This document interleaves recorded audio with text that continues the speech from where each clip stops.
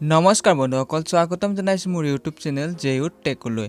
আজি মই আলোচনা কৰিম এইটো ভিডিঅ'ৰ জৰিয়তে ভোটাৰ কাৰ্ডৰ কেনেকৈ শুধৰণি কৰিব লাগে এই বিষয়ে মই আলোচনা কৰিম, গতিকে ভিডিঅ'টো শেষলৈকে চাব। ভোটাৰ কাৰ্ড শুধৰণি কৰিবলৈ মোবাইলতো পাৰিব। মোবাইলত ক্ৰম ব্ৰাউজাৰটো অ'পেন কৰিব। ক্ৰম ব্ৰাউজাৰটো অ'পেন কৰাৰ পিছত ইয়াত ক্লিক কৰিব। ক্লিক কৰাৰ পিছত ডেস্কটপ ছাইট কৰি ল'ব।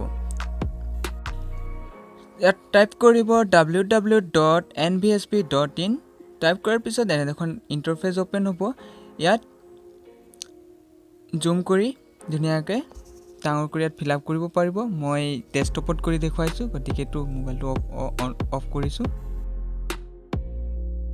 মই পিচিত কৰি দেখুৱাইছোঁ। ইয়াত ক্ৰম ব্ৰাউজাৰটো খোলোঁ, ছেম প্ৰচেছ, একো চেঞ্জ নহয়, খালি তাত ডেস্কটপ ছাইট কৰি ল'ব লাগে মোবাইলত কৰিলে।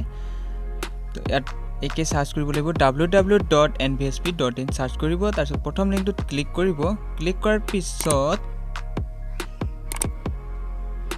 এনেধৰণৰ ইণ্টাৰফেচ অ'পেন হ'ব। ইয়াত ফৰ্মত যাব। ফৰ্মত যোৱাৰ পিছত ইয়াত লগইন এণ্ড ৰেজিষ্টাৰ বুলি আহিব।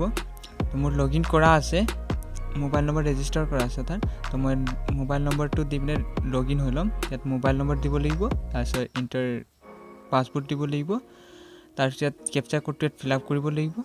ফিল আপ কৰাৰ পিছত লগইন কৰিলে হৈ যাব লগইন।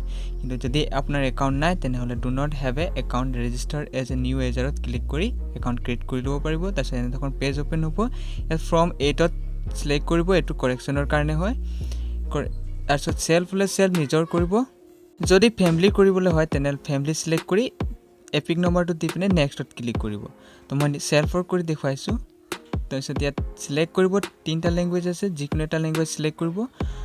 চিলেক্ট কৰাৰ পিছত এনেখন পেজ অ'পেন হ'ব। তো ইয়াত প্ৰথমতে ডিষ্ট্ৰিক্ট আৰু বিধানসভা সমষ্টি আৰু ষ্টেটটো চিলেক্ট কৰি ল'ব। বাকীখিনি ফিল আপ কৰা থাকিব এপ্লিকেশ্যন ডিটেইলছখিনি। তাৰপিছত ইয়াত এপ্লিকেশ্যন ডিটেইলছত নেমটো ইয়াত দিয়া আছে, আৰু ইয়াত কিন্তু আছামিছত ইয়াত অহা নাই, গতিকে আছামিজটো আপুনি টাইপ কৰি দিব লাগিব। আৰু বাকী তলৰখিনি দিয়া আছে, পাৰ্ট নাম্বাৰ দিয়া আছে, চিৰিয়েল নাম্বাৰ দিয়া আছে, ইলেক্টৰ ফটো আইডেণ্টি কাৰ্ডৰ নাম্বাৰো দিয়া আছে। যদি আপোনাৰ ভোটাৰ কাৰ্ডৰ লগত মিলাই চাব পাৰে এপিক নম্বৰটো মিলিছে নে নাই। তাৰপিছত ইয়াত তলত please take the entry which be corrected, এইখিনি কোনখিনি চেঞ্জ কৰিব এইখিনি ইয়াত টিক লগাই দিব। যদি নেমটো চেঞ্জ কৰিবলৈ নেমত টিক লগাব, আৰু যদি নেম অফ ৰিলেটিভ চেঞ্জ কৰিবলৈ আছে ডেট, আৰু ডেট অফ বাৰ্থ চেঞ্জ কৰিবলৈ ডেট অফ বাৰ্থ। 3টাতকৈ বেছি চিলেক্ট নকৰিব, 3টাই কৰিব।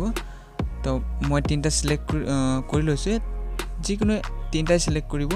কাৰেকশ্যনত মই নেমত টিক মাৰ্ক লগাইছিলোঁ, গতিকে ইয়াত নেমটো চেঞ্জ কৰিবলৈ আহিছে, অৰ্থাৎ শুদ্ধ নামটো ইয়াত লিখিবলৈ দিছে।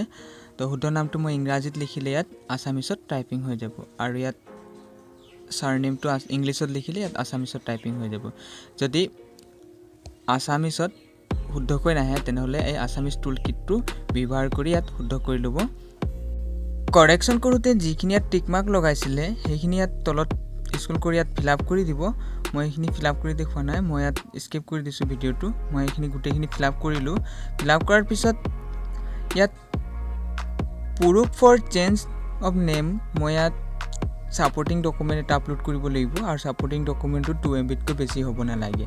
যিকোনো ছাপৰ্টিং ডকুমেণ্ট দিব পাৰিব, বেংক পাছবুক দিব পাৰিব, পেন কাৰ্ড আৰু বা অন্যান্য কিবা দিব পাৰিব, স্কুল চাৰ্টিফিকেট। তো মই ইয়াত আপলোড কৰি দিলোঁ, আৰু ইয়াত মোবাইল নম্বৰটো দিব লাগিব, মোবাইল নম্বৰটো। তাৰপিছত প্লেচটো আৰু কেপচা কোডটো ইয়াত ছেম ভৰাই দিব। তাৰপিছত ইয়াত ছাবমিটত ক্লিক কৰি দিব। ছাবমিটত ক্লিক কৰাৰ পিছত এনেদৰে এখন ৰেফাৰেঞ্চ ID আহি যাব, এইটো কপি কৰি ল'ব, আৰু মোবাইল নম্বৰটো যাব এই ID টো। তাৰপিছত ইয়াত কপি কৰি ট্ৰেক কৰি চাব পাৰিব।